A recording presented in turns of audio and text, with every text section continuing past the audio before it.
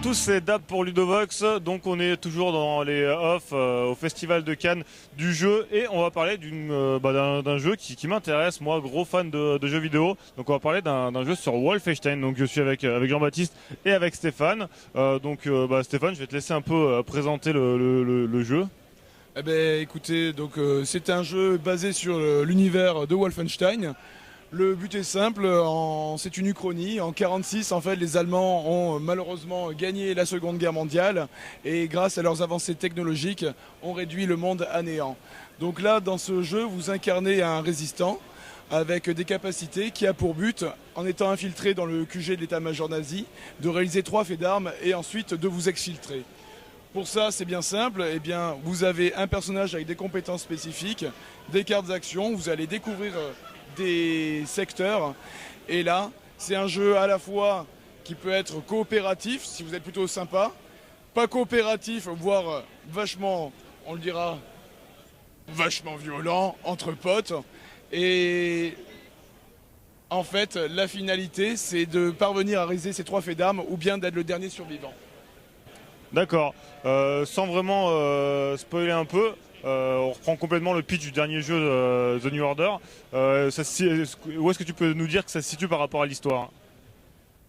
L'histoire, clairement, elle est exactement la même. On reprend exactement le même scénario. On arrive donc avec un résistant, comme on vient de dire. Et vraiment, on a réussi à coller le background du jeu vidéo dans le jeu de société. C'est ça qui est intéressant, parce qu'on arrive vraiment à faire un parallèle entre les deux. On explore, on fait ses missions, on s'exfiltre. Il n'y a pas vraiment de scénario parce que justement ce qui est intéressant c'est que dans notre jeu on n'a pas de maître du jeu. On peut même jouer jusqu'à une personne. Donc ça c'est assez balèze parce que souvent les gros jeux comme ça d'Améritrash, on arrive, il y a toujours un maître du jeu, il n'y a pas forcément le choix quand on est tout seul de pouvoir jouer tout seul. Bref.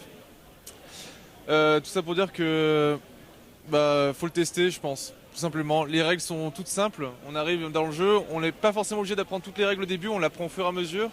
Parce que vu qu'on a de l'exploration, le combat se fait au fur et à mesure, il y a de plus en plus d'ennemis qui pop, on n'a pas forcément l'avantage sur certains dés avec des cartes action, on peut s'envoyer aussi des balles dans les gueules avec des gros flingues, je suis à côté de toi, voilà on a tout. Donc je peux te fumer à tout moment, le but aussi c'est que moi je survive, donc voilà, je sais pas ce que je pourrais dire de plus. Voilà.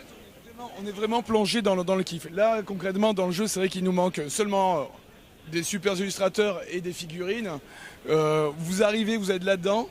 Il n'y a qu'une seule solution, c'est aller avancer, réaliser vos missions. Le kiff, c'est comme dans le jeu vidéo, on est immergé, on ne sait pas vraiment où on avance, mais on avance quand même et on a l'écro et on y va.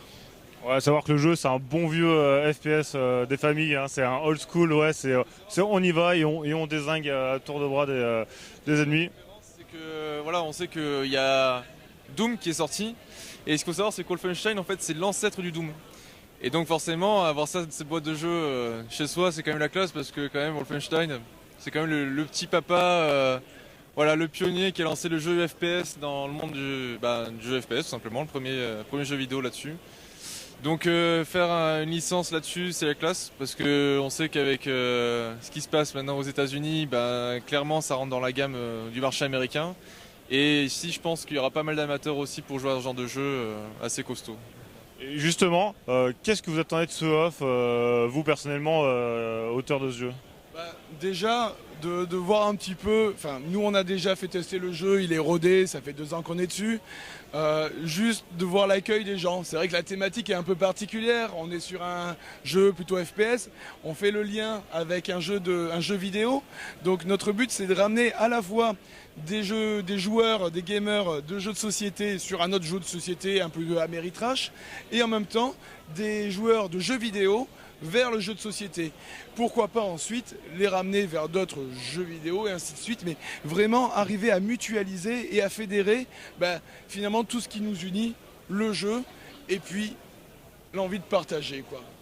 Alors du coup, évidemment, on fait le parallèle entre jeux vidéo et jeux de société. J'imagine que vous êtes des joueurs de jeux vidéo en plus de joueurs de jeux de société. Mais là, ce qui va m'intéresser, c'est plutôt votre prototype. Et je me pose la question, où est-ce que vous en êtes un petit peu de l'édition? Est-ce que vous cherchez, est-ce que vous avez trouvé? Alors, en fait, à ce jour, quand on présente un jeu plutôt Ameritrash, on nous dit c'est super, enfin c'est super, attention, toute modestie est gardée, c'est intéressant ce que vous faites, allez voir du côté des Américains. Le petit détail, c'est que c'est bien beau d'aller voir les éditeurs américains, mais en général, ils ont tous leurs auteurs. Donc soit on travaille dans une boîte américaine, ou soit on attend un peu du pain béni de certaines connaissances, voilà. Et Jean-Baptiste, plus, là aujourd'hui on est sur un jeu avec une licence.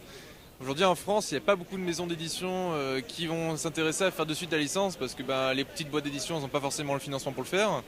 Et généralement, les boîtes de jeux dans ce style-là, c'est plus destiné, comme tu disais, à un marché américain. Notamment, on pense forcément à FFG, qui est l'une des plus grosses boîtes justement dans les licences. Et justement Edge qui fait ça en France. Donc là, aujourd'hui, on est encore en relation avec Edge justement pour savoir si on peut trouver un peu des contacts aux États-Unis. Aujourd'hui on prospecte. Aujourd'hui si on est là, on est au off, on est là pour présenter le jeu, voir comment ça se passe. Les retours bien sûr avec le public parce que bien sûr on le teste en interne. Mais c'est vrai que voir toujours dire oh, putain on a défoncé du nazi, on a plié le troisième Reich. C'est sympa, on passe une bonne ambiance, donc c'est cool de pouvoir justement apporter un univers qui n'existe pas encore dans le monde du jeu de société parce que c'est vrai que les nazis, tout ça, les zombies on connaît vachement bien. Le donjon, voilà, tout ce qui est donjon, c'est surblindé maintenant. Et là, ramener le thème du nazi, voilà, c'est vraiment, je pense, ce qui va faire la différence sur les autres jeux, c'est qu'aujourd'hui, le truc de nazi, Seconde Guerre mondiale, on s'y retrouve. Et là, voilà, avec un parallèle avec le jeu vidéo, on s'est dit, c'est parfait, on se lance dedans. Maintenant, on essaye on prend les contacts, on est avec pas mal d'éditeurs en train de discuter, pour le moment, c'est en train de se faire. Donc l'édition, elle n'est pas encore faite, on est toujours sur du prototype.